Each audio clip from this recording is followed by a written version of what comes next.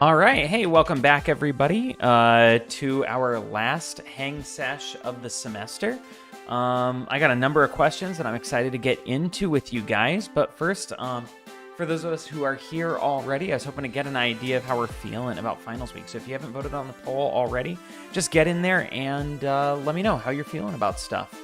Today, I'm really hoping that we can talk about whatever's on your mind in terms of class material, in terms of kind of whatever's going on at Santa Fe, and I guess also getting ready for next week, finals week. It's the big one, and it is kind of hard to believe it is going on right now.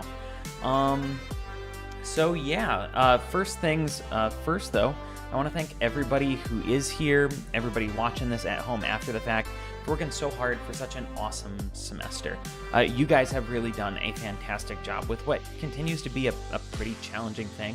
I know that we're all really tired of seeing corporate advertisements talking about the strangest year we've ever had, though I think now we've maybe like transitioned into talking about, you know, we're recovering from the strangest year we've ever had. But, you know, I just want to emphasize, like, as everybody has worked super hard, we're all still reeling from a lot of the effects of this stuff. And when we look at data, you know, the APA talks about this stuff, the American Psychiatric Association, the American Psychological Association, those groups as well as others talk on a really regular basis about how tremendous the impact has been on mental health in the US. And, you know, college students are already under more strain than your average person. I think prior to the pandemic, we were close to, you know, one out of three, 1 out of 2 college students was dealing with diagnosed or undiagnosed anxiety or mood disorder symptoms. So it's like anywhere between a third and a half of college students is like depressed or anxious to a point where they can't function on an everyday basis. And that doesn't have to be the case. If you're feeling like that and you're not sure who to talk to, reach out, let me know. And I'm happy to, without asking any questions, just give you some info on the kind of folks who have really helped me out a lot. One of the things I think that has been really tremendous, both from a general health standpoint, but also a mental health standpoint, has been the growth of accessibility to health resources. A number of times over the course of the pandemic, I've contacted my doctor or doctors using telehealth stuff where it's like, I just Zoom with my doctor and ask them questions, or even better, I had the best doctor's visit ever last week. I had a question, so I like just emailed them. They asked some questions, I gave some answers, and then I got an email that like they had updated a prescription for me. It was great. Like, I didn't have to talk to anybody. I didn't have to sit in a horrible waiting room watching like part of an episode of House Hunters. I was just able to like deal with my stuff while I was waiting to make a call. I sent an email and then it was all taken care of for me, which is great. And a lot of mental health stuff is working the same way. So I'm happy to help you guys connect with stuff.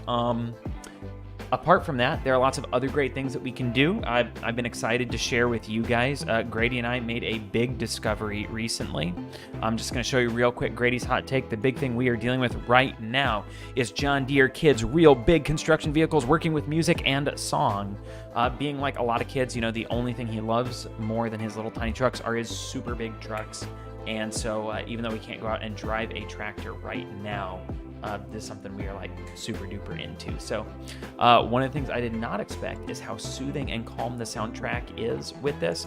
And I gotta tell you, I've been spending a lot of time lately grading, working on assignments, getting ready for the fall semester, doing a lot of the same ultimately kind of work that you guys are doing with this in the background. And there is something super zen about like listening to the soothing soundtrack and looking at giant trucks pushing dirt around. And you can kind of like let your mind go for a few minutes while you're taking a little bit of a break and then get back to it.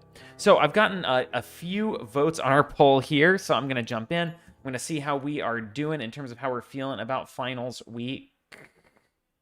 And we should have some sort of like result here in a second. My chat window is delayed along with your guys, but while I'm waiting for results on our poll, I'll get in and talk a little bit about the questions and some answers for the questions that you guys had. I hope everybody here is feeling all right about finals week, but this video right here, our live stream, is a big part of making sure that we feel that way. So if you have questions that I haven't addressed, if you're just kind of freaking out and you want to talk about that, go ahead and drop it in the chat, and we'll go ahead and talk a little bit about how you're feeling, how I'm feeling, how everything is going. Ultimately, all of our questions that we've asked across our sections when it comes to getting ready for the finals week, knowing what's going on, they all really boil down to a few core things. What about the stuff we've done? What about the stuff we're doing? And kind of what happens next? So I can knock out some of these questions pretty quickly. We'll sprinkle in a couple of other things here too, but I'm not going to try to stretch this out to a big hour-long video if we don't have to. I want to value your guys' time since you're spending it with me here. A couple of questions people had, existing assignments for which you didn't have grades posted yet. Some of those were things that I was grading or I am grading. Some of those you should have seen go live today. Some of them, like test number 4, were things that I had graded, but I didn't realize Canvas hadn't posted those grades yet. So I had to get in there, give it a big old kick in the butt and tell it to post your grade. So you should have that. At this point, you should have tests 1 through 5 graded and available so that you can study from them. All of your participation assignments should be available right now, and everything but your most recent research and analyze should be available. So in terms of do you need to worry that grades are hidden because they're really bad or something like that? That is absolutely not what I want you to be feeling. And if you're worried about how to respond with those grades, how hard you should be studying for the final, we can talk about that a little bit here, but also get in touch with me and I'm happy to talk with you. I see Mackenzie has gone ahead and given us a little bit of qualitative data to go with our quantitative survey data from the poll there. Mackenzie says, she's very stressed, and I would wager everybody else watching feels exactly the same way. Study all the material, but when it goes to the test, my mind literally goes elsewhere.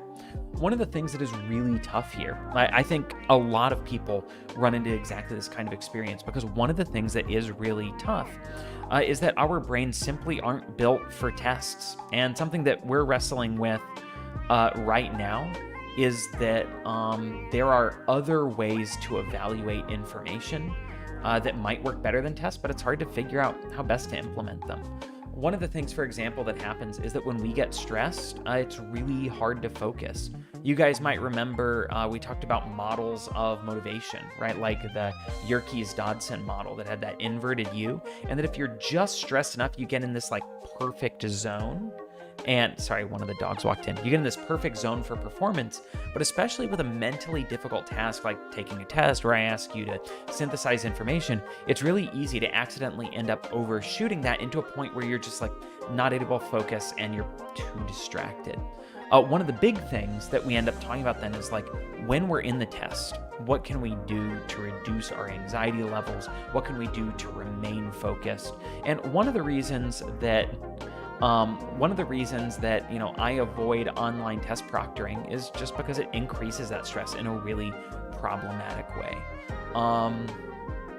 Anybody who's watching right now, feel free to jump in and share what it is you do. But for me, I simply find putting down my headphones, walking away from my computer if I can't, because I'm being proctored or something, sitting in front of the computer, closing my eyes and forcing myself to go through 10 deep breaths. Sometimes having a system for how to manage that kind of stress while you're doing it can be really helpful. So this is where I really like to turn to mindfulness to help me with it. And I'll address some of the other questions that are coming through here too.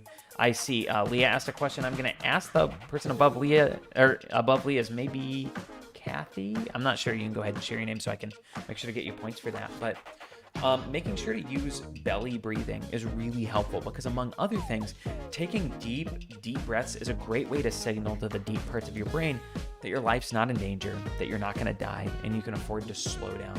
So what I really like to do is just take my hand and put the flat of one of my hands right here on my belly. I can show you my belly here, right there on my belly, and just breathe so deeply that it moves your hand. So I'm sorry for showing my belly on camera here, but you take a deep breath in,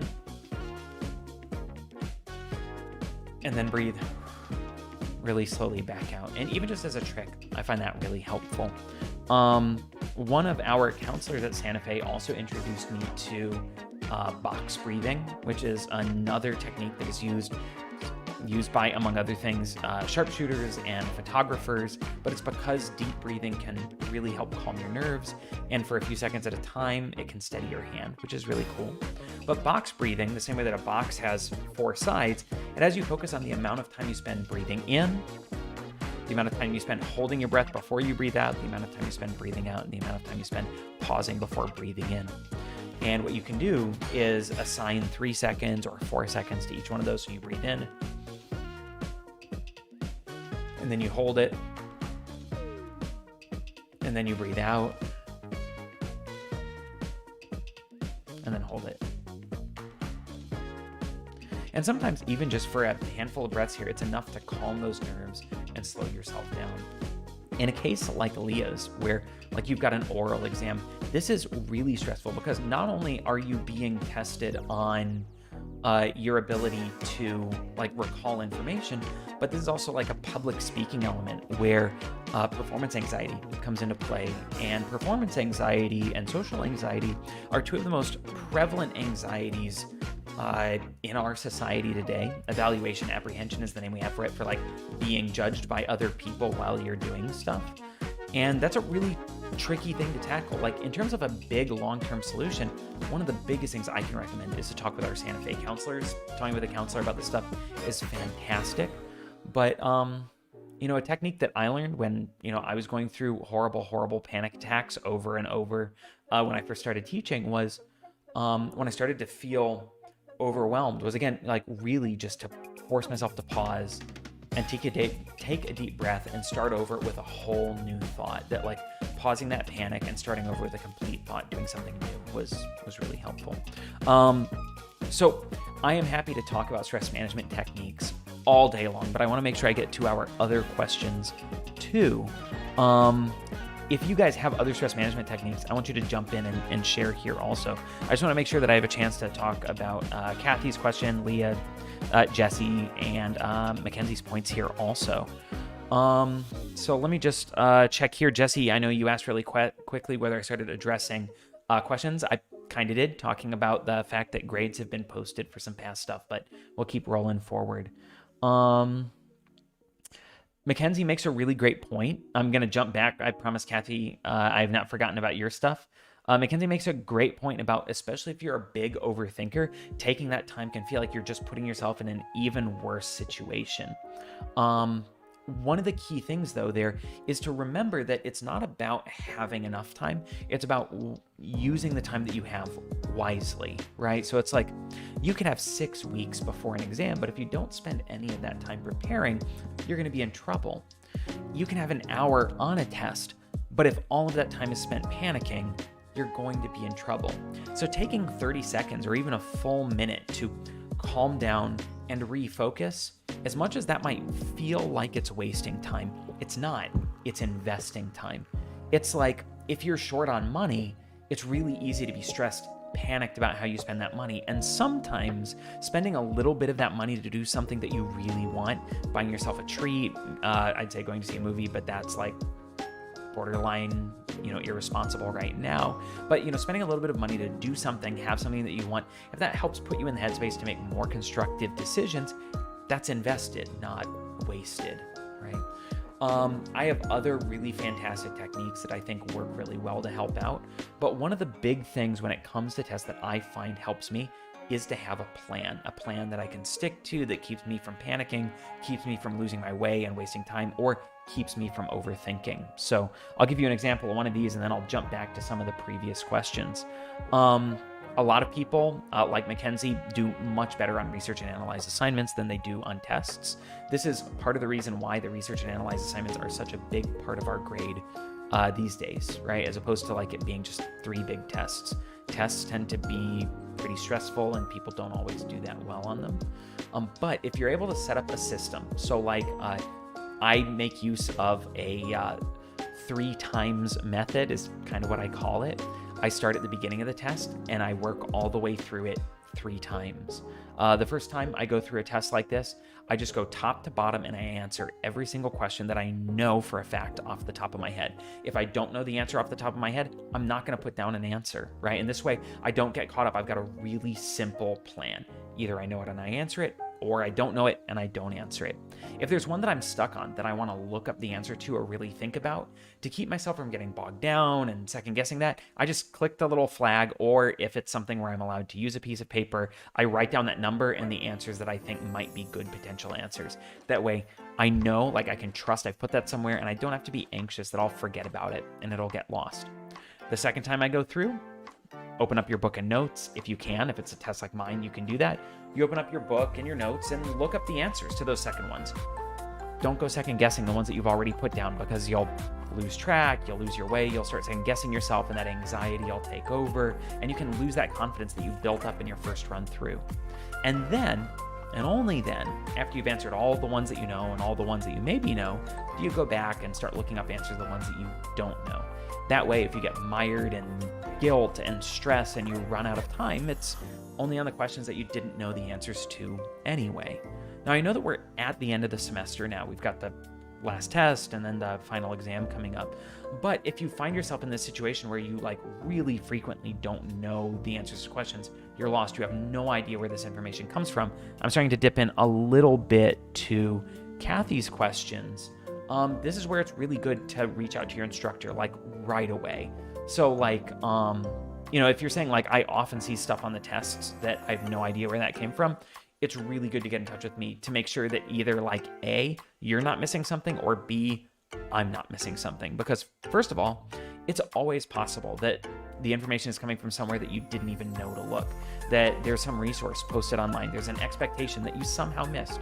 And it's not a criticism of you. These things happen. It's like when I put together IKEA furniture and I don't realize that there was a step that I missed somewhere. This stuff happens. And if you talk to me early on right away, we can fix it up. If you talk to me now, it's a great way to go back and make sure you get that stuff before you get to the final exam. The flip side is too, it's always possible that I thought I made something available and I didn't. One example might be a video that I thought published that didn't end up publishing, or something that I thought was included in a video that it turns out the video didn't cover. And in either case, I would want to make sure that you are responsible for the right information. But making sure that you've really done that prep ahead of time can help out a ton. It can really help build that confidence so that even if you have test anxiety, which pretty much everybody has, that test anxiety can be mitigated a lot from the confidence that you know your material. A lot of times when students ask me about studying for a test or studying for a final, and I can see a couple of questions coming in here, and I'll definitely get to those. When I get students asking what's the best way to study, it's tough and it's going to sound trite, but I always come from a basis, or come from a foundation, that the best way to study is to really learn the material in the first place, so that your studying is just brushing up on stuff. Especially in a class like ours where there are fewer, concepts. If you look at our textbook, there's a lot of information, but it's not like a medical terminology textbook or an anatomy and physiology textbook where it's just dozens and dozens and dozens of terms. The real key here is understanding what those terms are and how they connect. And if we're waiting until the end of each week to start on the work, if we're waiting until the end of the semester to really start tackling these concepts, it's going to be harder, right? And that's where we want to make sure that we're really learning it up front. Luckily, there's some time before the final rolls in to really feel confident about this stuff. I'm going to jump on these other questions in the chat and then get back to some of our other stuff going on here. So, I really wanted to hit, before we moved too far past this, that Leah said, I know I'm going to fail. I just get too nervous. If you feel like that, one of the best things you can do is talk to somebody like one of our counselors. They're free, they're available right now, they're strictly confidential. As a Santa Fe student, you have access to them, and they can give you fantastic stress management techniques that you can use in the moment. One of the things that's really great about that we know about anxiety is just having a stress management technique at the ready, like a tool in your tool belt, helps lower your anxiety. The fact that you know you can handle your anxiety when it crops up means that your anxiety doesn't get so high, because you know what to do in that moment. I know what works for me, but that doesn't mean it's the perfect tool for you, right?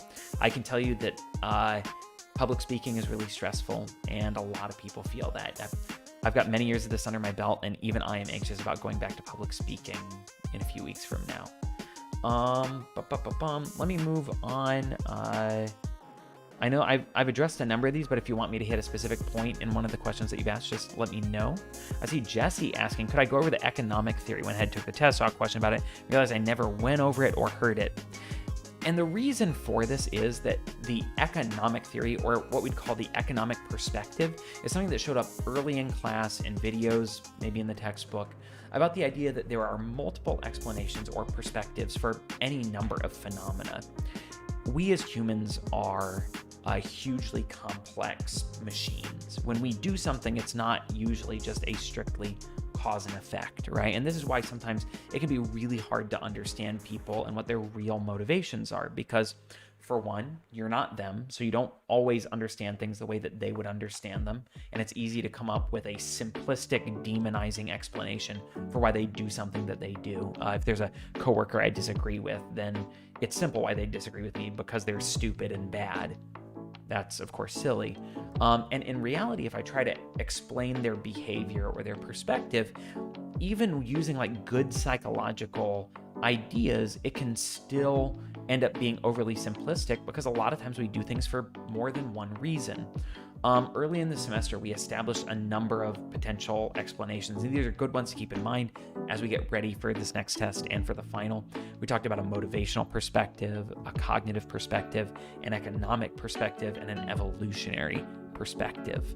The economic perspective that Jesse brings up here is that we want to do as well as possible. I want to get as much as I can and lose as little as I possibly can. So like if we look at relationships and why we form relationships, one explanation for the matching hypothesis, which is that people of similar attractiveness or similar social value will end up together. One explanation is that they're each doing as well as they can, that I want to get as much as I can for as little cost as possible. And if I settle for some like super uggo, then like I'm leaving some hotness on the table. I can try to go for somebody who's way hotter than me, but I'll end up paying a price for that. They're going to shoot me down and I'm going to feel bad. The motivational perspective is that I want to feel as good as possible. So maybe I want to go for somebody who's really hot, because having somebody who's hot with me or who feels hot with me makes me feel good about myself, because every time I look at them, I'm like, man, I locked that down. That's great.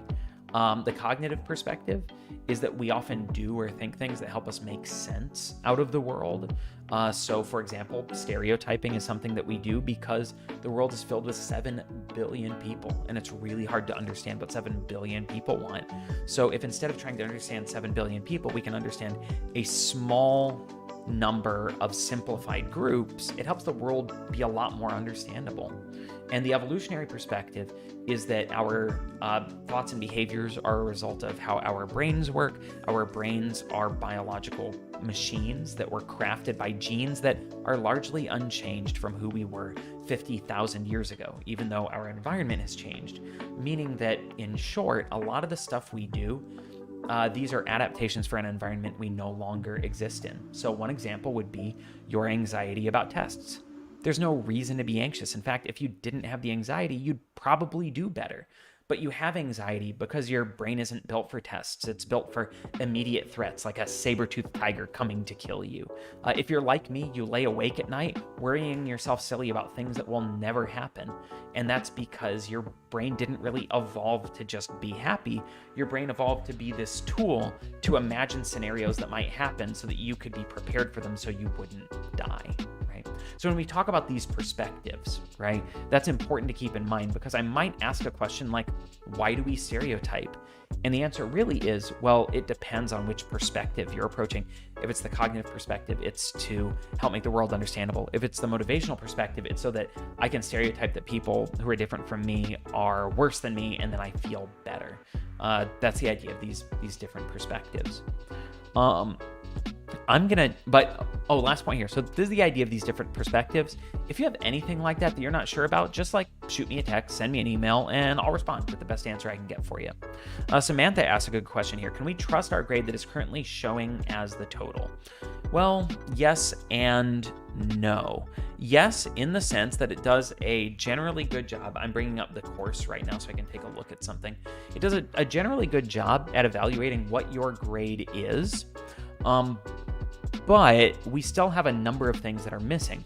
For example, in the end, oh, come on, just log in. In the end, you will have 6 test grades because you have 6 tests plus the final counts twice, and then I drop your 2 lowest. But if you think for a second about what we have left to do, if you have not taken test 6, that means that you have test 6 and the 2 final grades left. That is 3 test grades unaccounted for. That is half your overall test total, right? So if we look at that, as well as the fact that your last research and analyze isn't in there and there's a participation to turn in, there's a lot of your grade that's left up in the air right now. This leads me into talking about, I'm going to check this real quick, how our grades are dropped, and a really common question that I get, and one that a lot of people have been posting. So one of the other things, and this'll pop up here really quickly, one of the other things about trusting that grade is that right now Canvas is dropping your 2 lowest test grades, right? And that can be a little bit problematic in the sense that this rule was originally, I put it in place because a lot of folks come in, my test might be a little bit different from what you're used to, or you're just really nervous. And I want to give you a couple of tests to get used to how things work. Have a couple of times to beef it, to stumble, and drop that test and not worry about it. Right now, those test grades are dropping. But a lot of students get really clever and they look and they say, aha, I get to drop my 2 lowest test grades and the final counts twice. I get to drop my 1 lowest research and analyze, and I got one coming up next week. My chemistry test is really kicking my ass, or my A&P class is really kicking my ass. Can I skip that final if I'm happy with my grade and just drop those? Yes. But if Canvas is currently dropping your 2 lowest test grades and then you skip the final and get a 0 on it, Canvas will now drop those 2 lowest test grades instead, and these ones are going to count. And the result is your grade is going to go in the toilet. So one of the things you're going to want to do, the final exam is up right now. It's available. The final exam, you can't take it yet, but the final exam and the second final exam score are available. What you should be able to do is jump in now and give yourself a 0 on the final exam and the second final exam score and see what Canvas says about your grade there. My advice is to not do that and instead just study for the final. I really want you to know this stuff, and if studying it means you know it better, then I want you to do that. And in the end, because of the way that counterfactual thinking works and because of the way that emotional amplification works, you will be bummed out if you wanted an A and you get a B in my class. But you will be way, way, way more bummed out if you wanted an A and you skip the final and you get a B in my class. Because even though the reality of the world is that you have a B and there's nothing that's going to change it, the fact that you feel that you could have had an A and you don't, that's that counterfactual thinking. That's going to amplify that feeling of disappointment, and you're going to feel really, really upset. It is like the social psychology research into the facial expressions of Olympians that we see that gold medalists and bronze medalists tend to be really happy, but silver medalists are kind of in the dumpers because they are disappointed about the fact that they could have had gold and they didn't. Let me see here. So anyways, sure, you can trust the grade, but study for the final, take the final, do the last research analyze assignment, give me something interesting to read, and I'll be excited about that stuff. Also, that last research and analyze assignment is dope as hell. I really want you guys to do it. I love it. It talks about one of my favorite things, which is reality television. If we haven't talked about reality TV and conversations, I love this stuff because, not because reality TV is like good, wholesome entertainment, but it's because it's a fantastic place to see social psychology in action. Oftentimes, what you see on reality TV feels like super amped up, unrealistic foolishness. And that's because, for one, when they cut down a week's worth of footage into what'll fit into an hour or two of television, they pick the most outlandish stuff. But it's also because they pick like diagnosably histrionic people and then manipulate them into producing this kind of behavior. Right now, I think my absolute favorite reality TV show has been The Circle on Netflix. The first season in particular, I really like because it's about taking these people and putting them in what would, under other conditions, be an unethical psychology experiment. But you just like add cameras and all of a sudden it's okay. And I love to tease it apart and see where it appears that the producers are interacting with people and manipulating them to get the kinds of responses that we want to get. In this assignment, I asked you to pretend to be one of these producers and tell me what it is you would do with your contestants to get the kind of behavior you want to get. If you're not a reality TV watcher, that's fine. Just imagine you're trying to put yourself in the shoes of an amoral, money-grubbing, manipulative person and tell me what you would do to get bad behavior out of people. Imagine you want to get like fights and drama and stuff. That's it. So let me see here too. I see a number of other questions popping in here. I'm really glad you guys are posting so much stuff because I really only had a handful of things I wanted to go through. Kathy asks, in regard to the exam questions that were regraded, if those questions come up again on the final, will the correct answer be the one that was marked correct or the original correct answer? Not going to happen because I don't put the same questions on the final exam. I maybe address the same concept, but I'm not going to put the same question on there. The other reason it's not going to happen is because even though I regrade the question, it's not because it gave you the wrong correct answer. It's because when I looked at statistics, those statistics told me that I did not effectively teach you the information I needed to.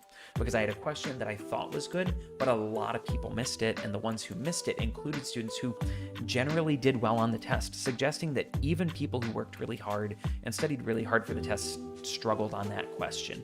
I'm going to do that same thing on the finals. So if I ask you something from, 10 weeks ago that I thought was really good, but you struggle on that, that's okay. It may still get kicked out.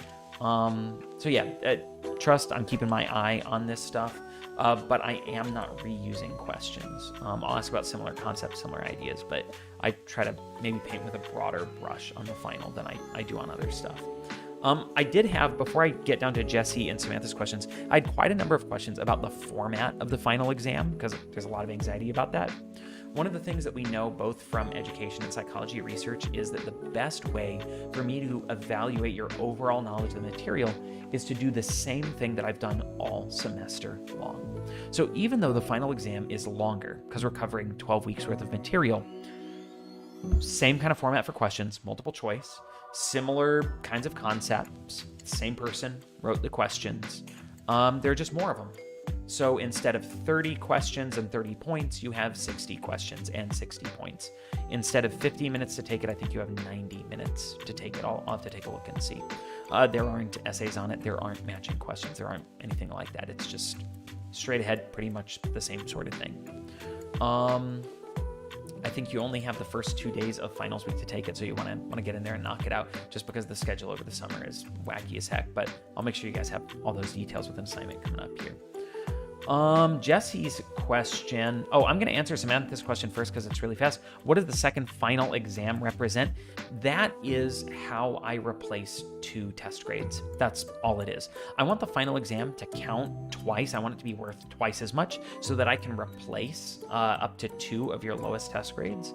But if I just made the final exam worth 60 points, it still doesn't do that. It's just less likely to kick that test grade out. So instead, the final exam, it has 60 questions. Each question is worth a half a point, which makes the final exam still worth 30 points, but I make it count twice.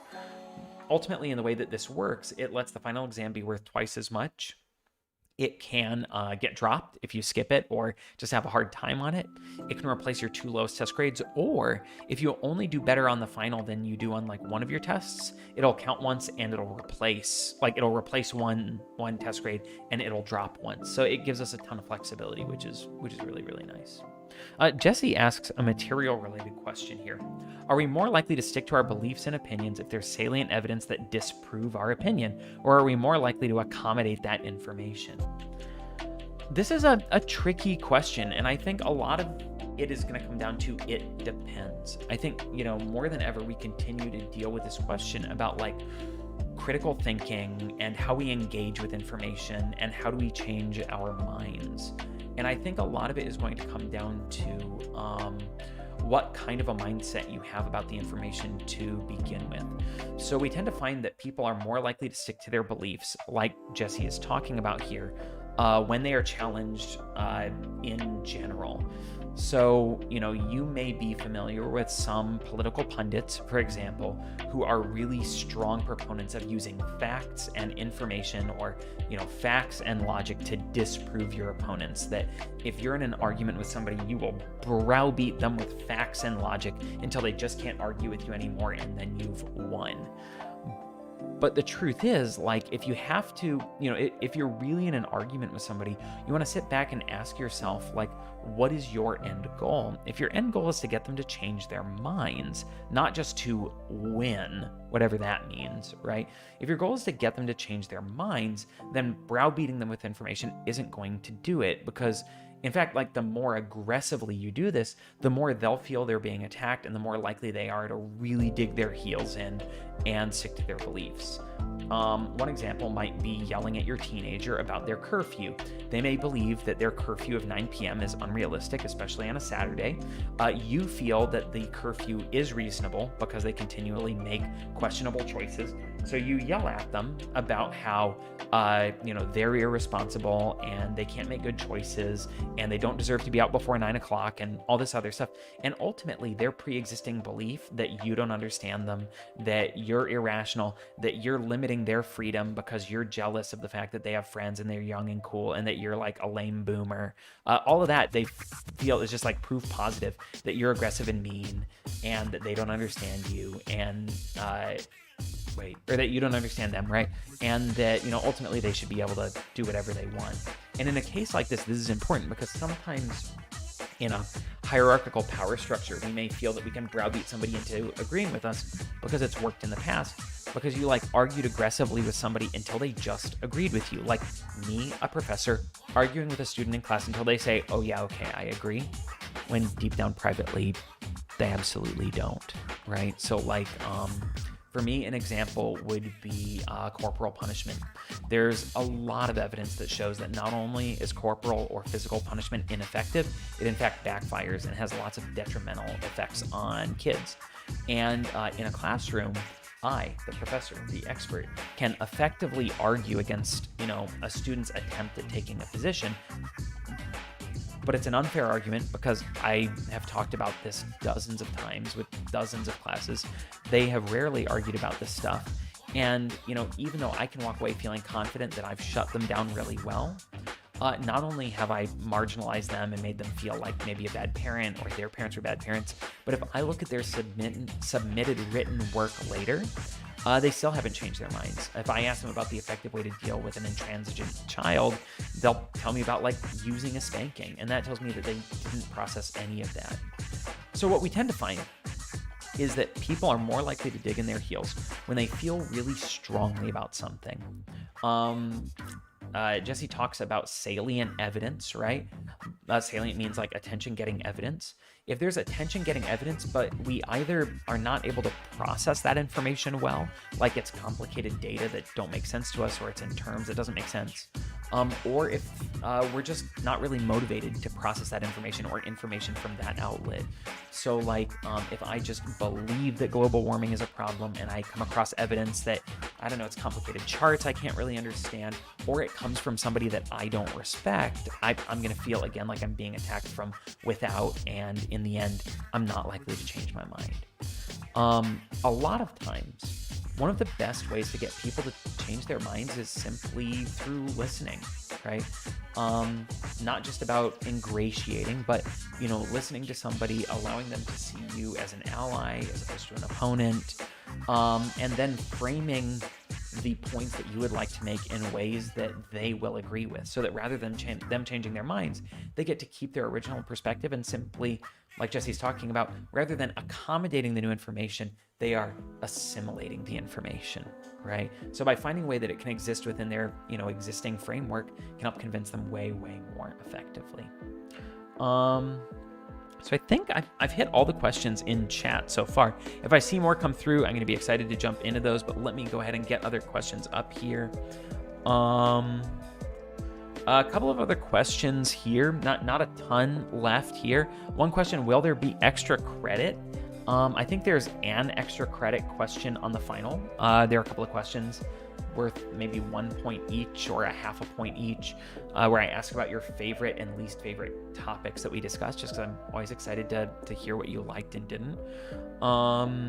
There is an extra credit question on this last test that, if you haven't done it, is my favorite, maybe my favorite thing we do in class, where I give you an opportunity to take a gamble on whether you should screw over your classmates or not, which is super cool. That's super cool and good and great.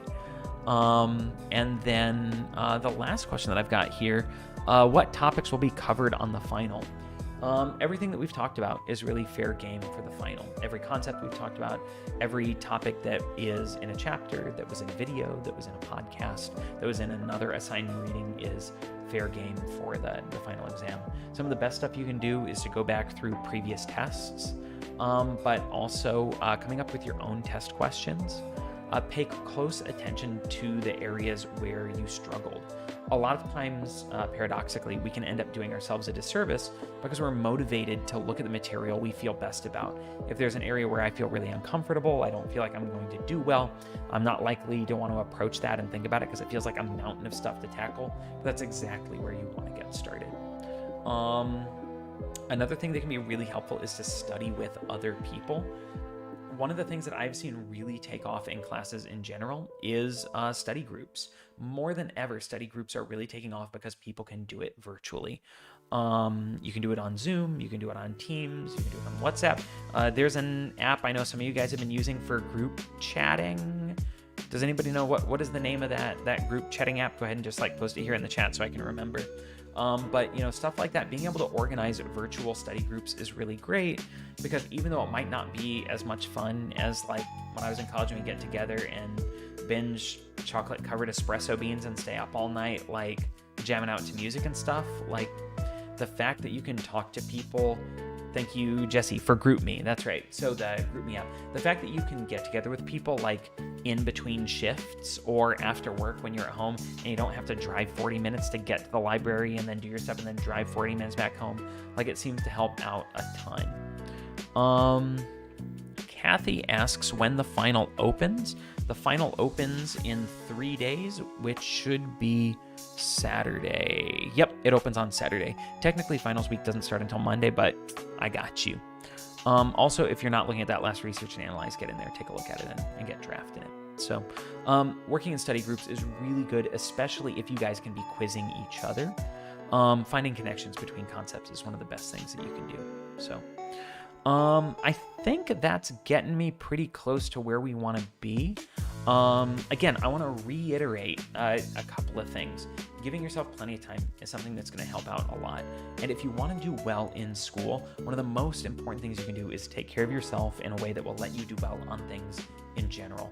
It is not worth sacrificing your sleep so that you can do well in school, because you won't.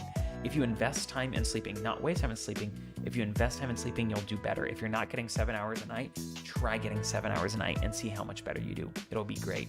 Same goes for eating. Plan to have snacks on hand so you don't let yourself get too hungry. Those really good high protein snacks, they'll help keep your tummy settled, keep your blood sugar high so you can feel really good and focus on getting done the stuff you need to. Take breaks and do stuff that you enjoy, even if they're not really big things. For example, I love to play video games, and it's a thing that helps keep my blood pressure low. But if I'm picking up this controller to play on my computer, usually it's going to be for 3 hours, and that is a no-go. If, on the other hand, I'm playing a game on my Switch, which is I can get in and play a round of Monster Hunter Stories 2, for 3 minutes, it's a great little break and I can get back to what it is I need to be doing. But really, taking care of yourself is really important, because if you're not feeling good, if you're not on top of your game, there's no way you're going to do as well as you want to on this material. Talking to me, talking to a counselor, talking to a mental health professional is really fantastic.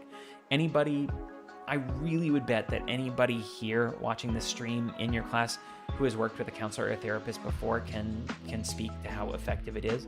Sometimes it's really great just to have somebody to talk to who will listen to you vomit out your stress for an hour. It is awesome.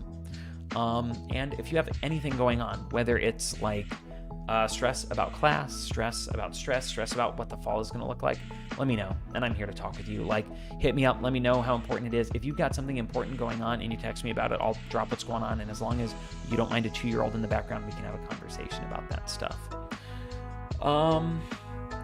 There have been a number of studies showing that 15 minutes of calming music has as much of a sedating effect on people as sedating medication does. So I recommend, of course, like I've got my game Chops and Chill playing right now, but also 07 is fantastic.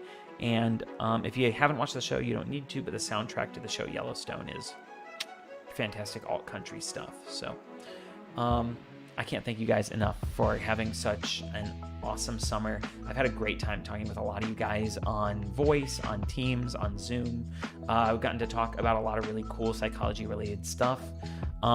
If going into the fall you're looking at taking other psychology classes, I'm really happy to have you in them or recommend other people for you to take, but mostly I am just really excited to read this last stuff that you guys are going to turn in. I'm excited to give you all really awesome grades and send you into the fall. So I think that's pretty much it for today. We've gone about 45 minutes and I want you guys to be able to enjoy the rest of your Wednesday and have a good afternoon. So if you have anything else, don't forget to reach out and let me know. But otherwise, I just want to thank everybody for a really great semester. I've had a really great time, even though it's all been online. So thanks a lot. Have a great afternoon. And I hope you guys have a great rest of the semester. All right, see ya. Bye-bye.